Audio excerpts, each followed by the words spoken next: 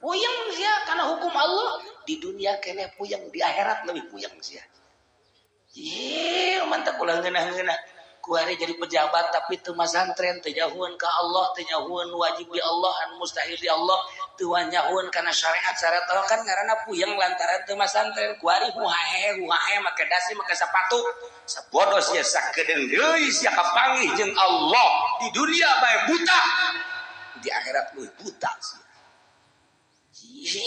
lagi nu ngaji ka dieu mah setengah buta ya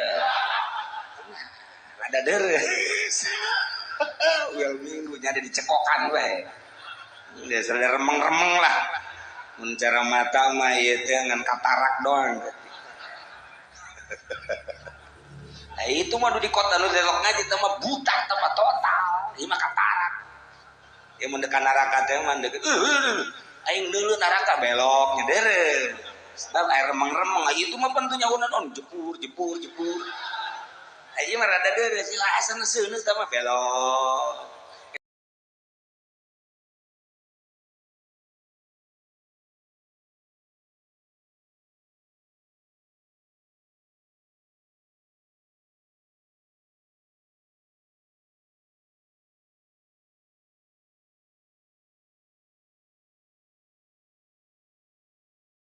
Ceritakan tentang qat'is sariqah.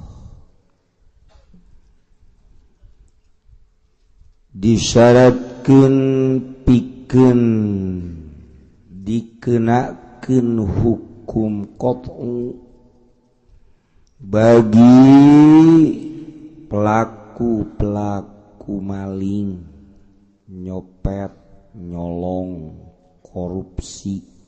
Eta kene nyopet, nyolong, maling, korupsi alfazul mutaraddifatun bima'nan wahid. Beda-beda sebutan anak akur bae.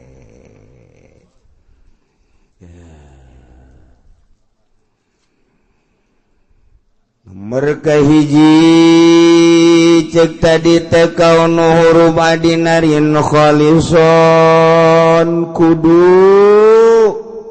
aya 4/4 dina atau seharga 1/4 dina. Guari bagian kedua. Seni nomor kedua nadai kaunuhu milkan li ghairihi ayana barang anu dipalingna anu dicopetna teh milik batur lain nu nyana. Maling nu nyana mah teu kudu dipotong. Maling nu nyana teu kudu dipotong. Jadi nu kudu dipotong leungeun teh maling nu batur. Okos ngagawean pamajikan atuh teu kudu teh jan urang, teu kudu dizina. Mun ngagawean nu lain nu urang ya bunuh. Ngazinahan batur mun muhson bunuh, mun guer muhson jilid. Dedengean urang kuari ambalaya ti sisi digigir. Nu dimuntilasi, muntilasi itu bahasa batur, bahasa orang mah dicacag.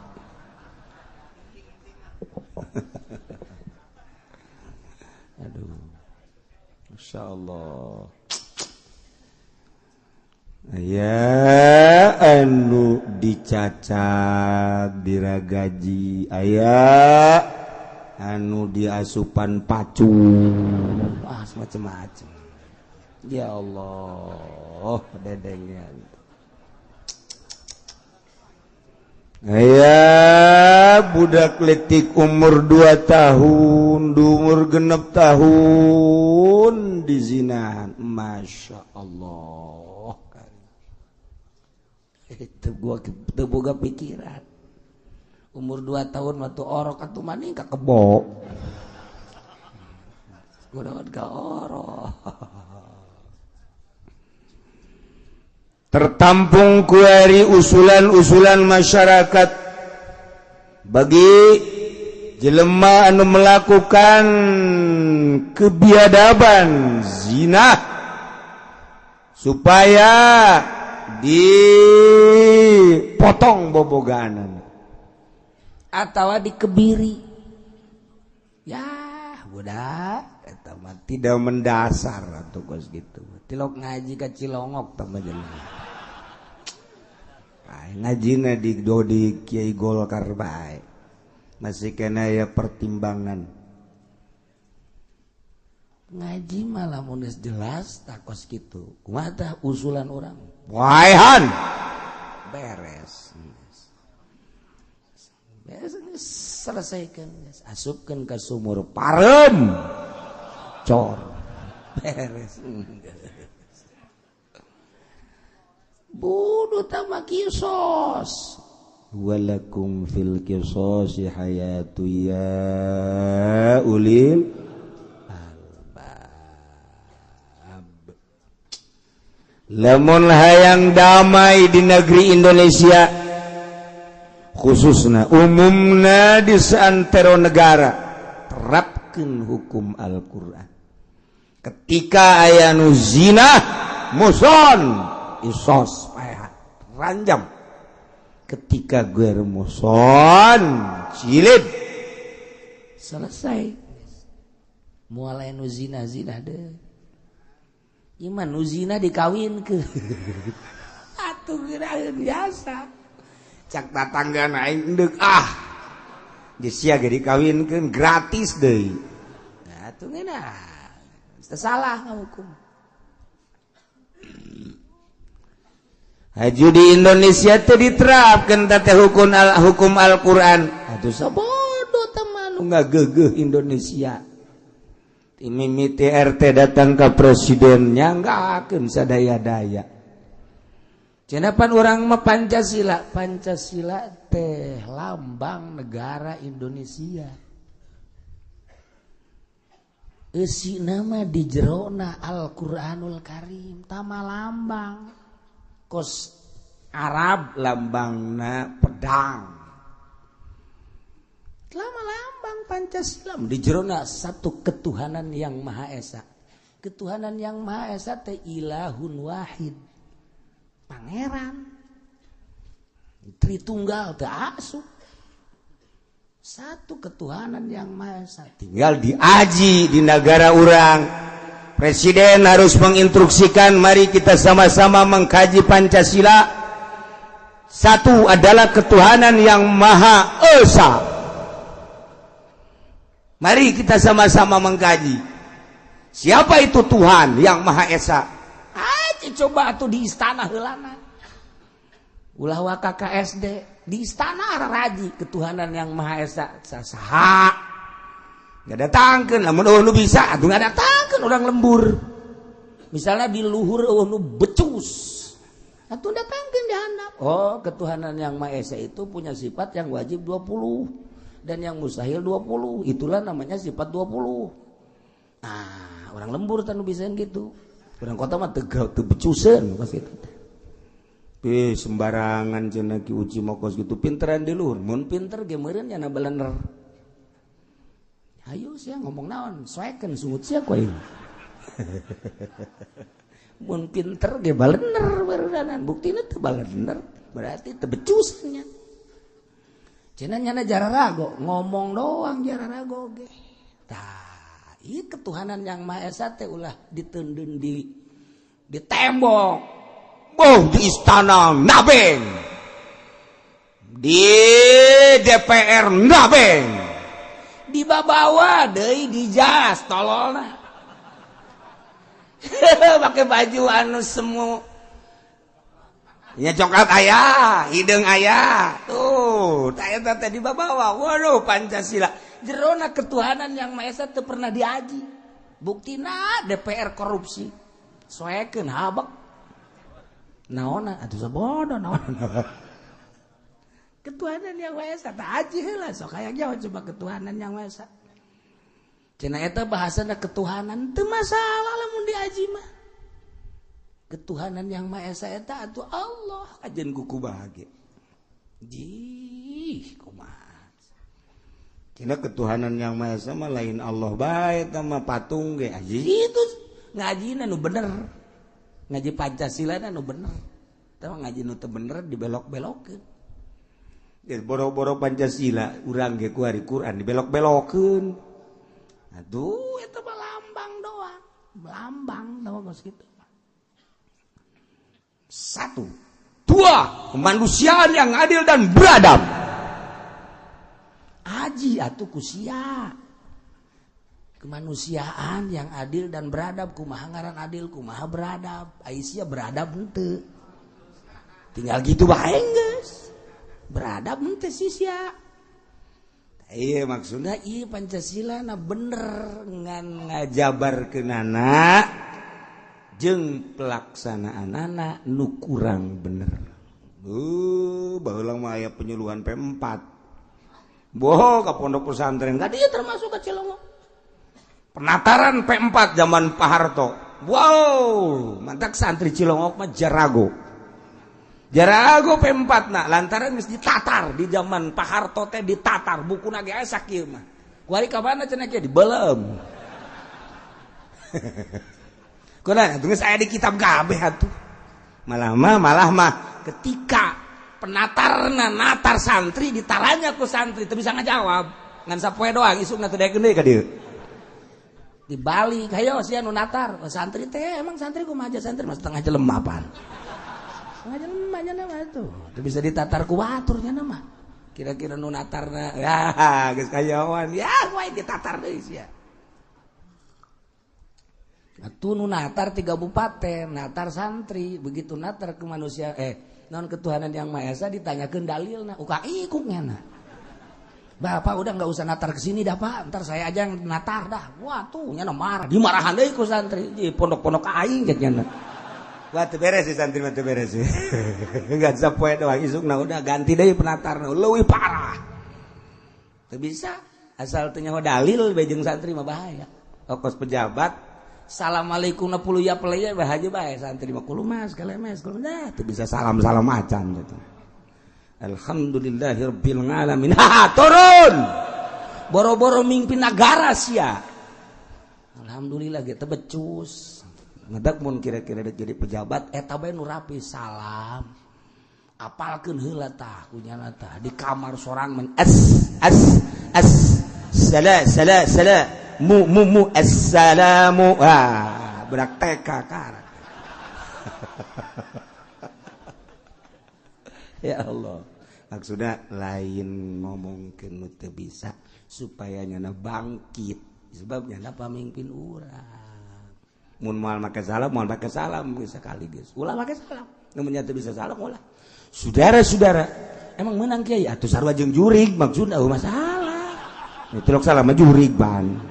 Berarti orang dipimpin ku jurig atuh beres geus. Cek jana sia ge jurig ya. Oh masalah geus jurig jeung jurig lah. Mantap kekep jeruk jeung jurig mah.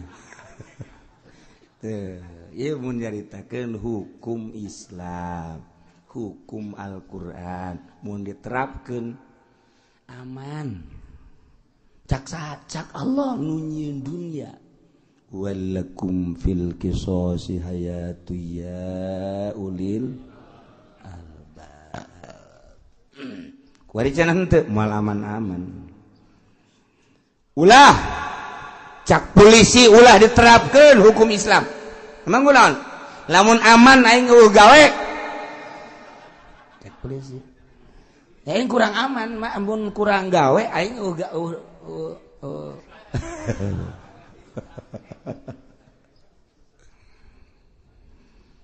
ieu mah nyaritakeun nomor kadua. Mereka dua gaunu milkan liguri ayana barang nu dipalingna milik batur karak potong nu dipalingna aya sanesop nu dipalingna nu batur deui potong leungeunna geus falau malakahu bi'ilsin sabin qabla ikhrajihi minal hirzi lam yuqta walau malakahu bi ghairi qabla ikhrajihi minal hirzi lam yuqta walau naqasabihan yusabin biuklin wa ghairihi lam yuqta dikitu-kitu ngaji sampai tambah puyeng nu teu ngaji mah nu teu pernah mondok mah puyeng nu mondok mah wih bener cenah ya mantap dikitu-kitu teh mantap lamun nu pernah ngaji di pondok mondok pesantren ngeunaheun namun teu mondok mah tu boro-boro dikitu-kitu teh dikitu-kitu ge puyeng bae diciptakeun di dunia keneh puyeng komo di akhirat puyeng sia kana hukum Allah di dunia keneh puyeng di akhirat lebih puyeng sia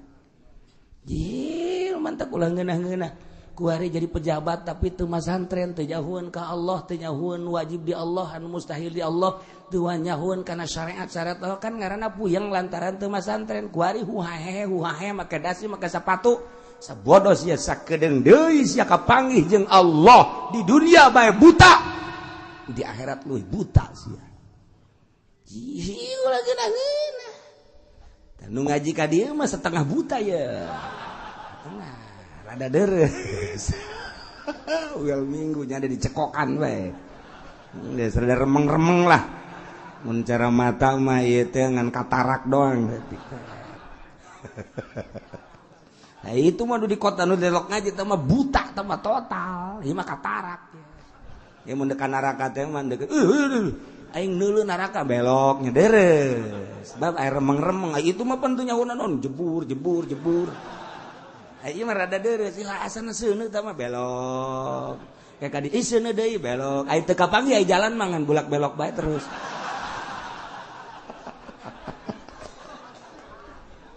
rombongan katarak ya Allah ya Karim Gusti Allah mudah-mudahan urang sanajan ngaji unggal minggu diberi caang mata hati urang sehingga mata hati urang teu buta mun teu buta di dunia di akhirat moal buta mun buta di dunia di akhirat leuwih buta a'ma wa adallu sabila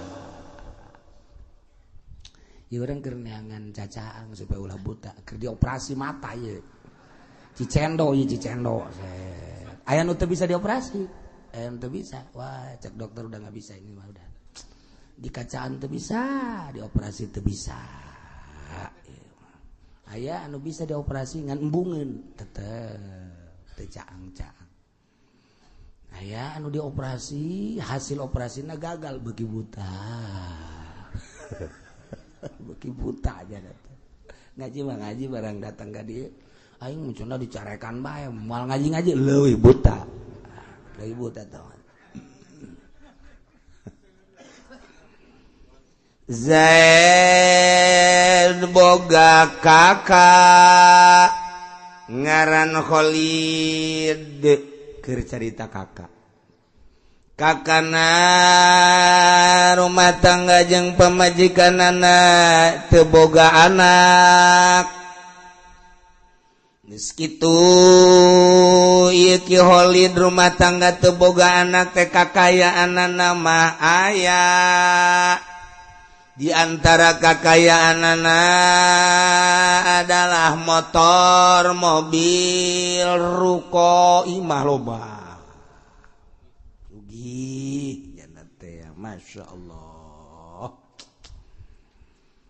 Ai eta Khalid teh ngadadak karindes kontainer. Ulah kagok-kagok pae. Na'udzubillah min zali. Pae. Urusan kubur. Zaid anu jadi adina luak liek salila ngurusan Khalid sadugna tiluna tujuhna direncanakan datang ke matang puluh ngajikeunana Gajah Sugih ieu motor ninja seperti kan hargana berapa bohong sih tinggal sih mah berapa halo itu nyaho jelema susah mah hese susah lah tetep bisa dikatengahkeun masa ninja 90 gas mendingan keluar tuh jelema terus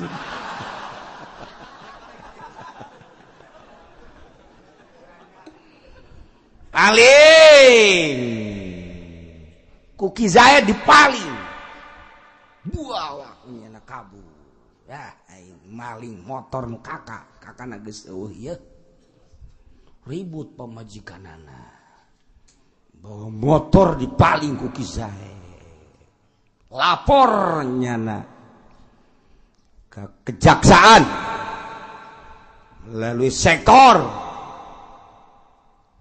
polisi neangan orang Ki Zaid boga pamajikan anyar diserang nyana keur ngarok Haji Samsu bae ngaharepan motor ninja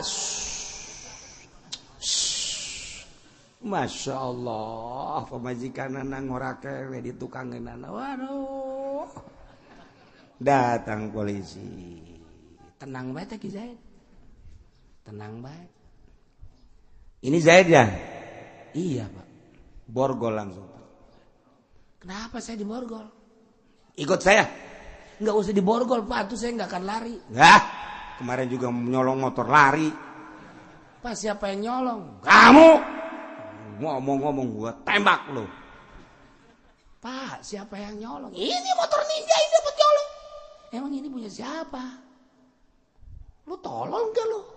Cek polisi. Ini kan punya almarhum. Ya almarhumnya kan udah nggak ada. Yang nggak ada kan ada istrinya. Wah polisi nggak ngaji ke Cilongok begini. Aduh makanya ngaji Pak tiap minggu Pak. Saya juga ngaji di mana? Dekat tukang wuduk. Makanya ngaji di dalam Pak. Ributnya ada di mobil. Banyak omong loh. Tembak lo. Ayo. Siapa yang menang dan siapa yang kalah ntar kita buktikan di kejaksaan. Polisi kira ada berigak bulu. Polisi kok kiamat sih? Nyana maling. Saya mah sebagai polisi tugas. Pokoknya yang benar atau salahnya terserah. Saya tugas bahwa Anda itu nyolong motor. Nih tanda buktinya motor ninja. Bawa langsung ke kejaksaan sidang. Pedang geus dikieu pedang. Algojo potong leungeunna sidang ini nama Zaid betul kamu merasa nyolong motor tidak hah nyolong motor tidak saya bukan nyolong ngambil harta saya loh emang ini motor ninja punya siapa kakak saya Khalid. Kamu merasa beli atau tidak? Tidak. Lantas kamu mengaku bahwa ini motor kamu? Menurut agama ini motor saya. Waduh. Jaksa kaget jaksa. Enak aja lu. Sembarangan lu ngaku-ngaku motor. Ini ada 2 pasal. 1 nyolong, 2 mengaku. Ini 2 pasal. Yang bener Pak, coba kaji lagi Pak. Iki saya tenang, saya heran ya. Masya Allah. Setelah digucak-gocek. Omongan ngalor ngidul, ngeta nulon, yang ngaranna ge jaksa tuh. Wow, jaksa jeung pengacara mah. Ngaranna ge pengacara, nu teu perlu diacarakeun ge diacarakeun bae nya mah. Pengacara eta, pangheulana ka neraka pengacara. Nah, sekarang bagian saya Pak. Ya. Orang yang nyolong harus dipotong itu persyaratannya ada berapa Pak? Kok kamu balik tanya? Makanya Pak. Ini saya hasil ngaji baru yang kedua Pak. Yang ketiga belum, Pak. Rasanya keburu prepa nih. Si aja sa Taki Zaid, sok jasa karena ngaji 2 minggu bae. Ya Allah, ya Rabbi. Aya teh jelema nu ngaji teh aju sok bae. Oh masalah sih. Oh masalah nyana asa. Jadi ngaku nyana teh bisa aing teh eta. Oh masalah, masyaallah. Pak, orang yang nyolong yang harus dipotong menurut agama Islam persyaratannya tahu berapa dah? Cuman saya baru tahu 2, Pak. Ntar dah minggu berikutnya, Pak. Yang pertama harus nisab. Yang kedua yang dicolongnya harus milik orang lain. Lah iya. Cek jaksa, ini emang milik siapa? Dengerin dulu, Pak. Ini kakak saya Khalid. Dia itu meninggal. Dia tidak punya anak. Kemudian cuma punya istri. Jadi ini hartanya adalah namanya tirka. Kata Ki Uci itu juga. Nah tirka itu harus dibagikan kepada ahli warisnya. Dan ahli warisnya itu adalah satu istrinya. Karena dia tidak punya anak ya otomatis saya sebagai adiknya. Dengan demikian saya menunggu untuk bagi waris. Kok belum juga, malah saya mendengar bahwa warisannya ini tidak akan dibagikan. Ya udah saya ambil motornya. Bukan motor Khalid, saya ngambil milik saya.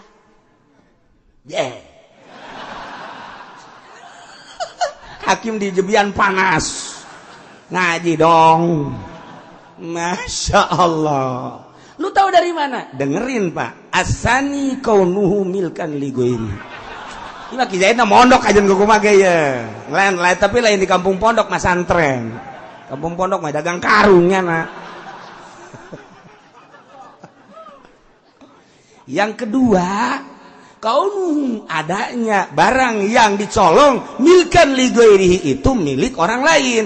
Jadi falau malakahu, andai kata saya yang nama Zaid memiliki harta tersebut biirsin dengan waris, cuman qabla ikhrajihi minal hirzi, sebelum dikeluarkan dari hirzinya, dari tempatnya, bahkan saya mendengar tidak akan dikeluarkan, maka saya nyolong.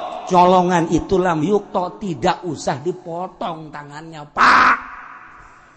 Nih kitabnya nih, tuh saya. Ini kenapa dicoret-coret? Makanya, Pak, kitab itu kalau dikaji harus dicoret-coret. Ini apa nih coretan begini? Saya juga nggak paham, Pak. Ini kitab orang, Pak. Ini yang panjang ini apa nih? Yang panjang mah, Pak, nundutan, Pak. Nggak ada makna itu mah, Pak. Yang panjang mah, Pak, nundutan, Pak. Jadi dia mangsinya ada, terus nundutan seret begitu. Itu rata-rata, Pak. Nggak kiai, nggak ustad begitu, Pak. Si aja Taki Zaid. Tungtung nama kiai ustad gak bawa baik. Ya Allah, ya Rabbi. Tuh. Oh, kata hakim begitu ya? Iya, Pak. Ya kalau gitu mah tuh saya mau ngaji dah sama ente dah. Ya nggak apa-apa, asal bayar, Pak. Wah, Ki Zaid haji jadi kos kieu. Tuh kan, kalau malakahu andai kata Zaid ngamilikanna eta motor, ngamilikna biirsin dengan waris, karena Khalid mau teu boga anak, otomatis dibagi waris da pamajikan jeung asobahna adi. Kemudian jadi jelas bahwa eta teh bakal jatuh kaki Zaid lamun dibagi. Dimilikna dipalingna teh qabla ikhrajihi minal hirzi, meme dikaluarkeun tina tempatna, ngajogrog tatadina di garasi motor dipaling. Emang encan dibagi. Badak ditendeun dina hirzina. Maka kanyahoan kuari kunubogana rarasa nubogana masa di paling baik laporkan ke polisi gerak kapanggih diserang Ki Zaidna. Kemudian sidang di kejaksaan, hasil sidangna ternyata memang motor nu dipaling ku Ki Zaid bakal milik Ki Zaid, emang milik Ki Zaid dengan cara waris. Berarti Ki Zaid nyokot nu Ki Zaid atuh teu kudu dipotong. Teu kudu dipotong. Tuh, teman sarwajeng kieu. Zaid boga bapa ngaran Khalid, kemudian Khalid teh rada pelit. Boga mobil aya meureunanan 5 mah cokot bae ku Ki Zaid mobilna. Bawa ka Serang, dijual di Serang. Pan anu sah dijual mah nu sorangan. Munu batur dijual kan teu sah. Geus eta Ki Zaid ngajual mobil nu bapana kan nu batur ngaranna lain nu Ki Zaid dijual kaki bakar, jual beulina teu sah. Teu nyahoan Ki Bakar mah teu sah da jual beulina, andai kata haju nyaho teh teu sah jual beuli kudu dikembalikeun deui, duit cokot barang kembalikeun sebab teu sah. Menang 2 poe aya informasi di surat kabar Bapak Khalid jatuh ke sumur parem. Sumur parem, iya. Lo yang bener tuh kalau sumur parem, sumur mati. Udah sumur parem aja lah, serem kedengerannya. Jadi Ki Khalid pae, tuh kan? Khalid pae atuh eta berarti kan pindah milik nu tadina mobil milik Ki Khalid lantaran Ki Khalid pae bakalna nu ngawaris Ki Zaid. Kuari Ki Zaid geus mawati heula kana eta mobil bahkan geus dijual kaki bakar, nu tadina mobil teh dijual kaki bakar teh sah lantaran nu bapana kuari bapana pae atuh geus bae sah jadina. Jadi milik Ki Zaid Pak. Tuh, eta geus kitu. Ini maling gos gitu maling nu sorangan teu meunang kuari dipaling barang digulak horeng nu nyana atuh teh kudu dipotong. Ya Allah sarua jeung nyokot nu nyana teu kudu dipotong lamun nyokot milik sorangan. Masya Allah. Zaid jual beli motor jeung Ki Khalid. Zaid pembeli, Khalid penjual. Setelah transaksi dibayar motorna ku Ki Zaid dengan harga 30 juta blak. Motorna cek Ki Khalid teh encan waka bisa dikaluarkeun hiji meureun eueuh kuncina ku budak dibawa atawa cek Khalid engke bae motorna ku aing dianterkeun ke ka ditu cek Khalid insyaallah isuk atau pageto. Oke deh cek Zaid. Tungguan sapoe 2 poe eueuh bae nganterkeun 3 poe eueuh datang ka saminggu eueuh bae ge. Cik Zaid teh lalakon Ki Khalid kos kieu amat ieu. Langsung we diintip ku Ki Khalid teh geura ieu ku Ki Zaid ila Khalid eueuh da kabeneran. Khalid jeung pamajikanna meunang saminggu keluar kota. Ki Zaid ngintip motorna aya di garasi, kuncina nogel di dinya. Bawa geus ku Ki Zaid teh. Paling. Dipaling, bawa ka ieu. Khalid lapor ke polisi. Isi laporanana bahwa motor saya dicolong gitu. Rarasaan saya dicolongnya sama Zaid. Rarasaan lo jangan pakai rarasaan tuh.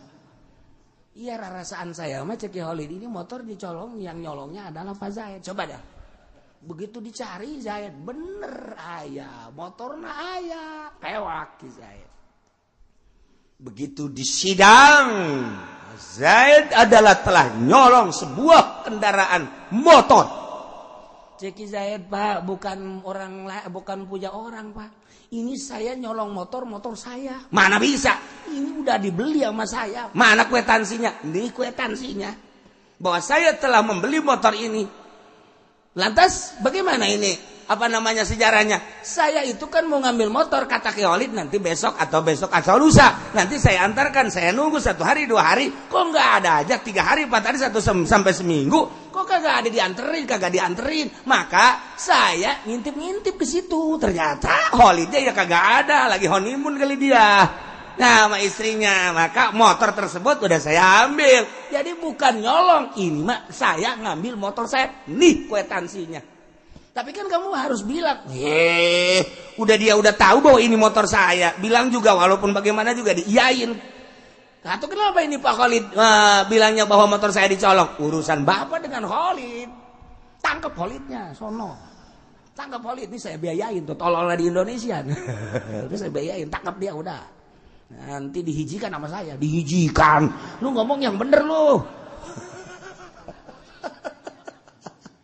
Nah, jadi kesimpulan anak Ki Zaid nyokot motor di Imah Holid di tempatna meme dibikin kaki Holid bahkan teu dibikin kaki Zaid bahkan teu dibikin padahal geus milik Ki Zaid ngan encan dipasrahkeun duit nama enggeus na eta Zaid nyokot motor maling ngaranna di Imah Ki Holid maling nu nyana atuh teu kudu dipotong leungeunna jangan nyana tuh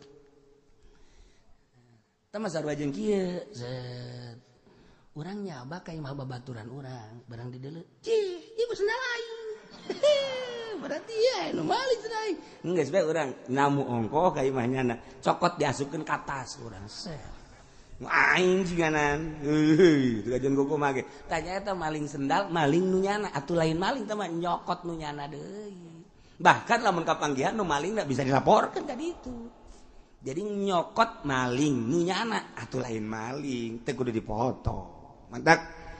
Allahumma lakahumun ngamiliki Zaid yane nyolong kana eta motor bigairi kulain ngawaris kayaning meuli atawa lain meuli geus dibikeun sarua bae meuli misalna ngancan dibikeun barangna maka ketika dilaporkan di sidang teu kudu dipotong sebab maling nu sorangan nyokot nu sorangan teh basarua ya Allah aula kasabi anisabina tawa kurang tina sanisab biuklin wa gairihi ku didahar atawa lain didahar ieu mah meureunanan bangsa barang dahareun beas misalna Zaid nyokot beas di Imah Ki Holid ternyata barang kaper kasergap atuh dilaporkeun Ki Zaid ternyata barang dilaporkeun teh orenganan barang nu dipalingna kurang ti sanisab waktu keur ditendeuna mah meureun sakarung mah aya tetapi begitu kitu kadina nu dicokot ku Ki Zaid nama kurang ti sanisab teu karasa beureun ku Ki Holid di daharan atawa kabeulem dan lain sebagainya nu jelas nu kacokot ku Ki Zaid mah kurang ti sanisab lam yukto teu kudu dipotong wa kadza kitu kae teu kudu dipotong ini damil kahwalan nas lamun yana ngaku kana milikna persis secara benar-benar nas mun benar-benar ditaliti ari asli nama memang nunyana ketika kunyana dicokot atuh teu kudu dipotong kos kuari ya kuari loba nu ngajual tanah ka PT jual batur meuli mobil dan lain sebagainya pas di pager dibangun cek Ki Zaid teh pan datang dibangun bae pan eta mah tanah aing cek cenah teh Iya surat na aya, aing ngajual encan, mana tadi mager. Nah, berarti kan dicokot deui kunyana, direbut kembali sebab asli nama secara nas nunyana eta teh sebab nyana meuli ti batur. Surat pembelianana aya, AJB na aya, berarti kan geus jelas bahwa eta milik nyana. Adapun ku batur dijual sabodo batur, eta mah nu aing cokot deui kunyana, dijual sah-sah bae. Sebab nunyana aslina. Batur dijual urusan desa tambah kajeng hukum lagi urusan desa atau mana bisa batur ngajual lamun ke tanda tangan desa mentak desa kepala desa lurah mau diteruskan maksudnya seni neraka bae hampir suluh balamanya nama areng neraka si ada tak lamun teu bener.